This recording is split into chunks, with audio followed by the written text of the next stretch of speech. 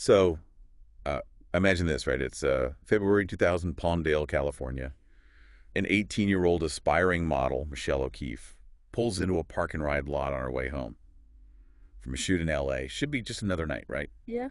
But tragically, it's her last. Yeah, this case is just heartbreaking. Not only for the loss of Michelle, but for all those unanswered questions, that still linger. Exactly. So you provided these excerpts from the True Crime podcast, The Girl in the Blue Mustang, right? And what's really got me, I don't know, hooked, I guess, is Raymond Lee Jennings. He was the security guard on duty that night.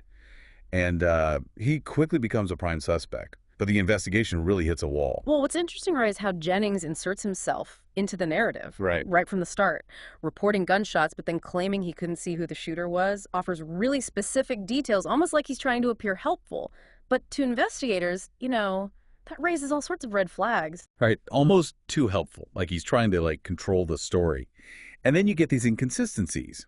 He initially says Michelle's Mustang never moved from its spot, but evidence and witness testimony suggests it was parked elsewhere earlier, under a light.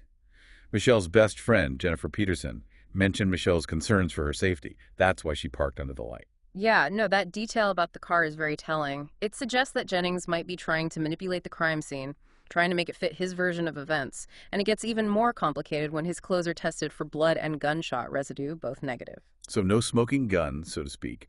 But then, another twist. A new witness comes forward, Victoria Richardson. And she claims she spoke with Jennings at the scene right after the shooting, something he'd initially denied. And that's where eyewitness testimony can really change things up. Richardson's statement directly contradicts Jennings's, casting serious doubt on his credibility. Detective Richard Longshore, he was leading the investigation, became increasingly convinced of Jennings's guilt, but just didn't have the evidence to arrest him. It's just so frustrating, right? Yeah. You can only imagine how Michelle's parents, Mike and Pat O'Keefe, felt.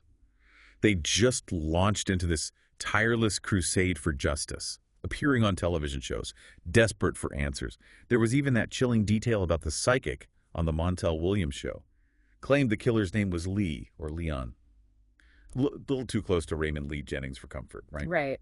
It's a reminder that sometimes with these high-profile cases, they can attract certain elements. Things can get blurred between legitimate investigation and speculation. But for the O'Keefes, you can imagine, they were just grasping at straws. Oh, absolutely. And when the official investigation stalls, they take matters into their own hands. Hire this high-powered civil attorney, R. Rex Paris. He's known for his aggressive tactics. What he does next is pretty unconventional, I'd say. It's a bold move, I'll give him that. Paris files a wrongful death lawsuit against the city and the security company, and eventually he even adds Raymond Jennings as a defendant. Now, a wrongful death lawsuit is a civil action, not a criminal one. It's meant to compensate the family for their loss. But it also opens up this powerful legal tool, discovery, meaning Paris can compel witnesses to testify under oath. Yep. He can obtain documents and, most importantly, depose Raymond Jennings himself, a real high-stakes gamble. So this civil lawsuit becomes a way to pressure Jennings to go further than the criminal investigation could. Exactly. And it all leads to this super tense deposition where Paris, the seasoned legal shark, is going head-to-head with Jennings, who, and this is wild, doesn't even have a lawyer present. And this is all caught on video. Oh, yeah. It's a real psychological battle. Paris using every trick in the book to provoke Jennings. Yeah. Get him to confess. So how does Jennings react under this pressure? Well, that's where it gets really interesting. So we left off with Raymond Jennings right in the hot seat, facing down this intense deposition from R. Rex Paris, like a legal thriller playing out right in that conference room. Yeah, it really is. And Jennings, to his credit, doesn't break easily. He's surprisingly brash, almost cocky in his responses. He insists he's innocent, denies any involvement in Michelle's death. But I bet Paris doesn't let up, right? Oh, absolutely not. Paris is relentless.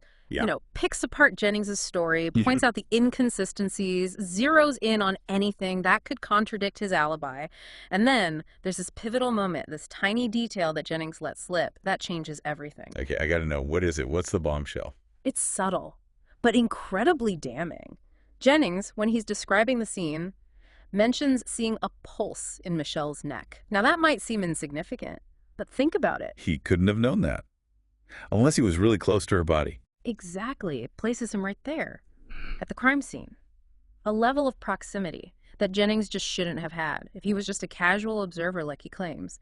It's a huge blow to his credibility, and it really fuels the O'Keefe's belief that he's their daughter's killer. Wow, that's a real turning point. So what happens next? Does this lead to an arrest? Sadly, no. The deposition puts a ton of pressure on Jennings. I mean, it even makes headlines in the local newspaper. But it's still not enough to convince the DA to file charges.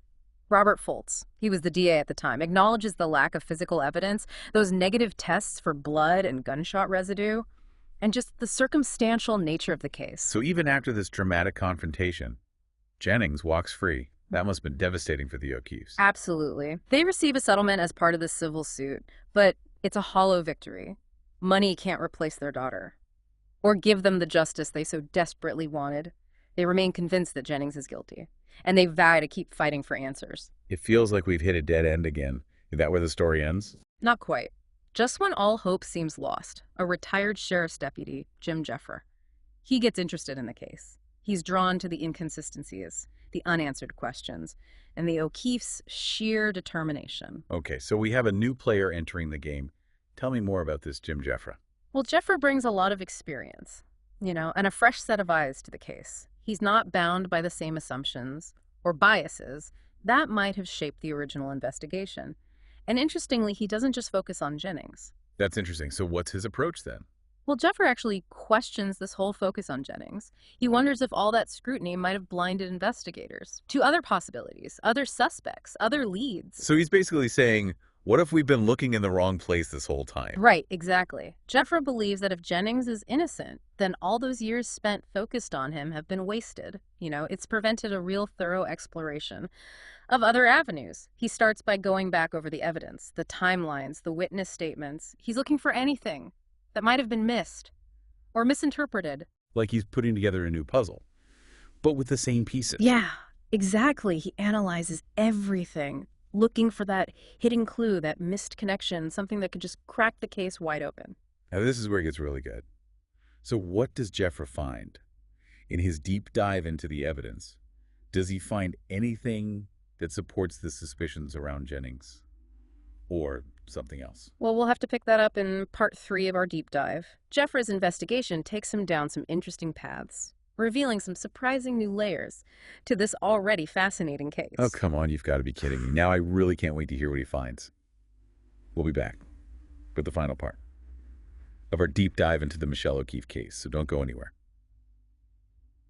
Okay, so we're back. And we left off with retired sheriff's deputy Jim Jeffra, re-examining the Michelle O'Keefe case, looking beyond Raymond Jennings' right. Yeah, his approach is really something else, questioning the whole foundation of the investigation, that intense focus on Jennings, wondering if it might have actually prevented them from seeing other leads. So what happened when he started digging deeper?